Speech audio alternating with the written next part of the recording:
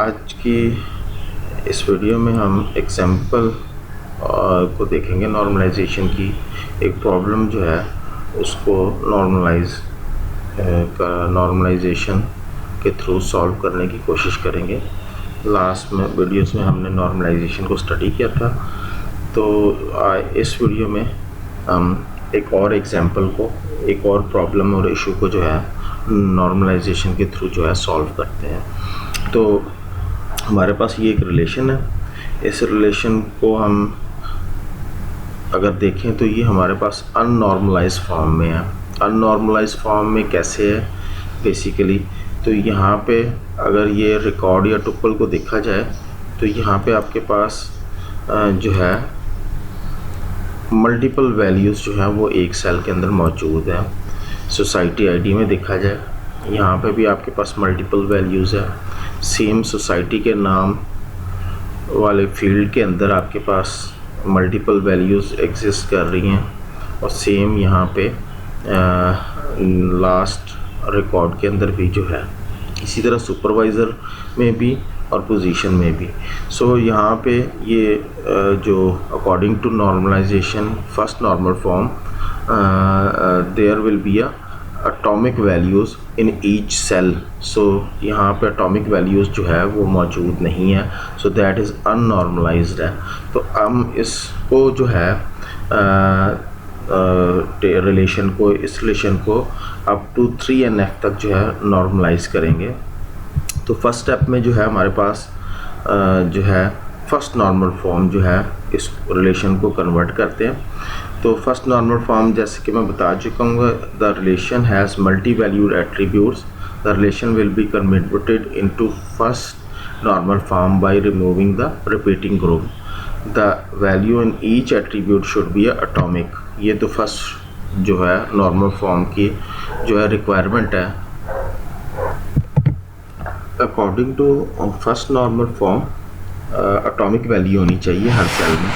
तो रिलेशंस को हमने फर्स्ट नॉर्मल फॉर्म में कन्वर्ट कर दिया। जैसे कि प्रीवियस स्लाइड्स में हम देख रहे थे कि मल्टीपल वैल्यूज़ जो थी वो एक सेल के अंदर थी, बट इस रिलेशन के अंदर आपको हर सेल के अंदर जो है वो सिंगल वैल्यू जो है वो नज़र आ रही है। सो दैट इज़ कन्वर्टेड इनटू आपका फर्स्ट नॉर्मल फॉर्म। तो अबव रिलेशन जो है that will be converted into first normal mark. तो लेकिन डाटा एनोमलीज जो हैं वो अभी भी स्टिल इसके अंदर मौजूद हैं। अगर आपकी अपडेट डिलीट या जो है डाटा जो है इंसर्ट करना चाहें तो स्टिल एनोमलीज जो है वो मौजूद हैं। लेट्स से सपोज़ अगर सुपरवाइज़र जो है वो चेंज हो गया है, आपका उर्दू वाला, यहाँ पे उर्दू का सुपरवाइज़र जो है वो ज़ीशान की जगह अमजद ने ले लिया है। तो अब आपको यहाँ पे दो जगह पे डाटा जो है वो चेंज करना पड़ेगा, यानी कि रिकॉर्ड अपडेट करना पड़ेगा। अदरवाइज़ अगर आप एक रॉ में अगर अपडेट करते हैं तो that database become inconsistent। So still यहाँ पे अभी भी एनोमलीज जो है वो यहाँ पे मौजूद हैं। ये फर्दर जो है इसको हम जो है नॉर्मलाइज करेंगे। सेकंड नॉर्मल फॉर्म की जो रिक्वायरमेंट है वो ये है, the partial dependencies are remove from the table to convert a table to second normal form.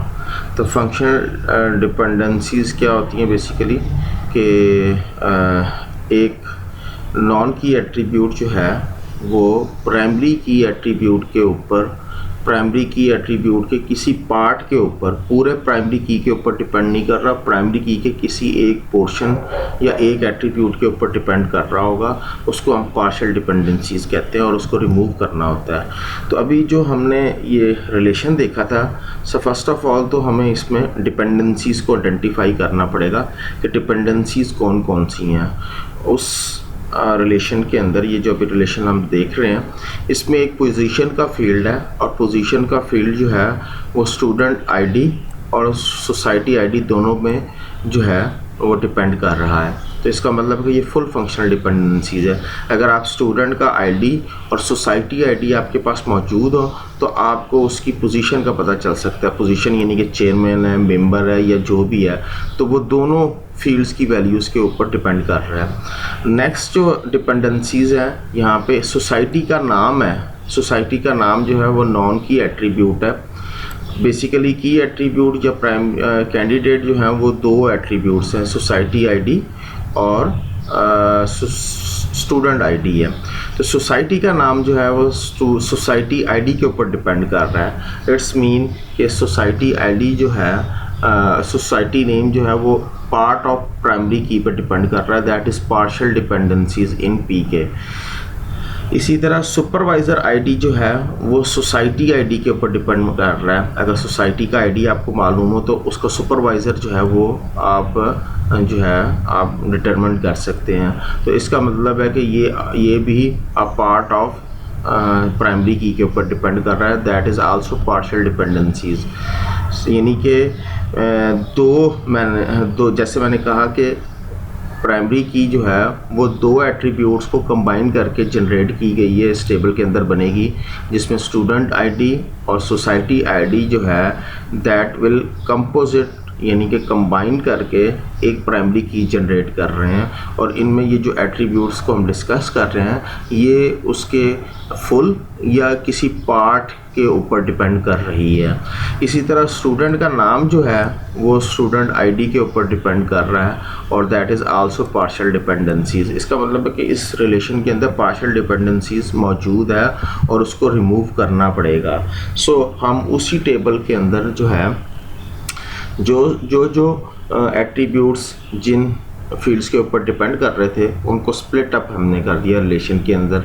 अगर देखा जाए तो स्टूडेंट का नाम जैसे डिस्कस किया स्टूडेंट आईडी पर डिपेंड कर रहा है तो उसको हमने एक अलग रिलेशन के अंदर कन्वर्ट कर दिया। इसी तरह हमने कहा था कि पोजीशन और स्टूडेंट आईडी और सोसाइटी आईडी के ऊपर डिपेंड कर रहा था, तो हमने स्टूडेंट आईडी और सोसाइटी आईडी को अलहदा पोजीशन के साथ एक अलहदा रिलेशन के अंदर कन्वर्ट कर दिया। यानी कि आपके पास सोसाइटी का आईडी हो और पोजीशन का आईडी हो तो आप फ़ौरन बता देंगे कि वो कौन सी पोजीशन है, उसकी चेयरमैन है, मेंबर है या जो भी उसकी पोजीशन बनती है कि वो हम जो है वो एक्सट्रैक्ट या रिट्रीव कर सकते हैं। अंडरलाइन किए हुए हैं, इसका मतलब है कि ये यहाँ पे प्राइमरी की हो गई अब, और इसी तरह स्टूडेंट आईडी और सोसाइटी आईडी यहाँ पे जो है वो प्राइमरी की हैं। इसी तरह अगर हम नेक्स्ट देखा जाए तो हमारे पास जो नेक्स्ट एट्रीब्यूट है इसमें हमारे पास सोसाइटी आईडी जो था उसके ऊपर सोसाइटी का नाम और सुपरवाइज़र आईडी और सुपरवाइज़र का नाम जो है वो डिपेंड कर रहा था किसके ऊपर, सोसाइटी आईडी के ऊपर। उसको हमने एक अलहदा रिलेशन के अंदर जो है वो कन्वर्ट कर दिया।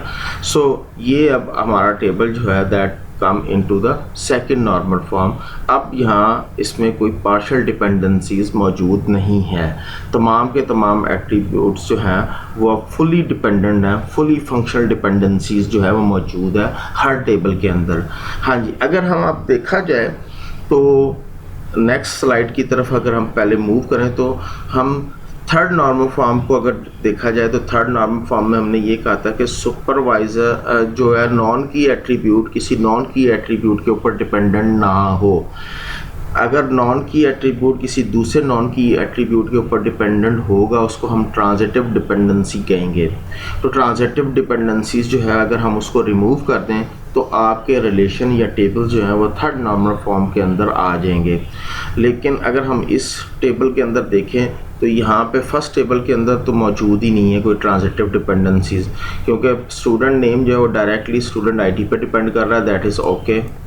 अब इसी तरह यहाँ पे देखा जाए कि पोजीशन जो है that is non key attribute, non prime attribute that also depend on two attribute और दोनों जो हैं वो प्राइमरी की हैं, दैट इज़ आल्सो ओके।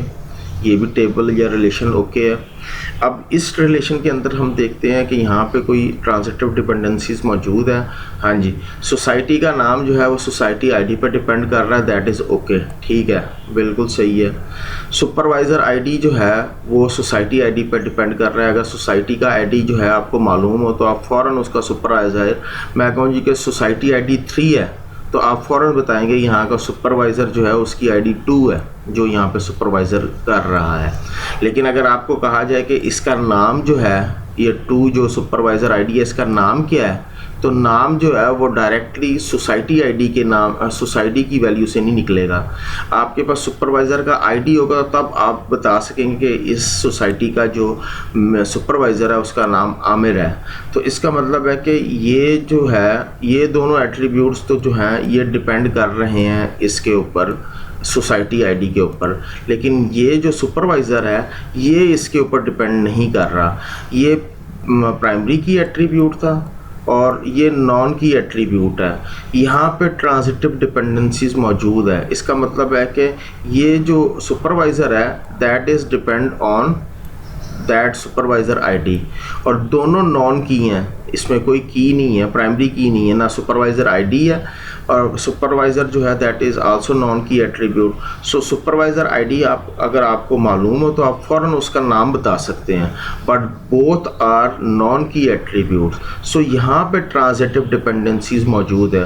और थर्ड नॉर्मल फॉर्म के लिए हमें जो है वो according to definition of third normal form, a table is in third normal form if it is in second normal form. पहले तो वो सेकंड नॉर्मल फॉर्म में होगा और उसके अंदर कोई ट्रांजिटिव डिपेंडेंसीज मौजूद नहीं होगी। So in society table supervisor ID depend कर रहा है सोसाइटी आईडी पे, जैसे अभी मैं पीछे रिलेशन में बता भी चुका हूँ, और सुपरवाइज़र जो है वो डिपेंड कर रहा है सुपरवाइज़र आईडी के ऊपर।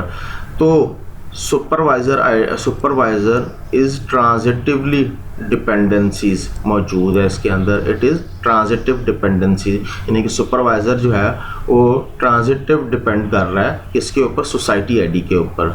सो अब हम इस according to third normal form की डेफिनेशन के मुताबिक, तो फर्स्ट टेबल तो ये वैसे ही था जिसको हमने चेंज किया था, जिसमें हमने जो है कोई ट्रांजिटिव डिपेंडेंसी मौजूद नहीं थी, सेम एज इट। इसी तरह सेकंड रिलेशन भी हमारे में जो था वो ओके था, उसमें भी कोई प्रॉब्लम नहीं थी, वो भी as it.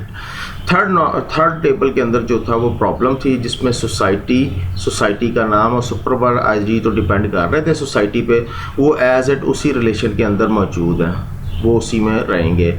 But supervisor ID और सुपरवाइज़र नेम जो था वो सुपरवाइज़र आईडी पे डिपेंड कर रहा था, उसको हमने एक अलहदा रिलेशन के अंदर कन्वर्ट कर दिया, जहाँ पे सुपरवाइज़र आईडी को हमने प्राइमरी की कर दिया। यहाँ पे ये जो सुपरवाइज़र आईडी आप देख रहे हैं प्राइमरी की है, और इस टेबल के अंदर ये एज ए फॉरेन की यूज़ हो रहा है। यहाँ पे ये फॉरेन की है, FK मैं कर देता हूँ यहाँ पे, और इसी तरह यहाँ पे ये प्राइमरी की है। अब अगर देखा जाए तो यहाँ पे किसी भी टेबल के अंदर जो है वो आपके पास ट्रांजिटिव डिपेंडेंसीज मौजूद नहीं है। चारों के चारों टेबल जो हैं they are normalised, well normalised. So यहाँ पे अब आपके पास कोई ऐसी एनॉमलीज मौजूद नहीं होगी, डाटा जो है प्रॉपर अपडेट, इंसर्ट और डिलीट होगा। They are well structured tables and relation that are split up. जैसे कि हमने देखा कि हमने एक रिलेशन, एक टेबल को लिया और उसको स्टेप बाय स्टेप जो है वो हम फर्दर स्प्लिट अप करते रहे अनटिल कि हमारी वो तमाम की तमाम एनॉमलीज जो हैं वो ख़त्म हो गई हैं। So that is example of normalisation, जिसके ज़रिए हमने नॉर्मलाइजेशन को समझने की कोशिश की। होपफुली आपको ये एग्जाम्पल के थ्रू काफ़ी समझ आ गई होगी।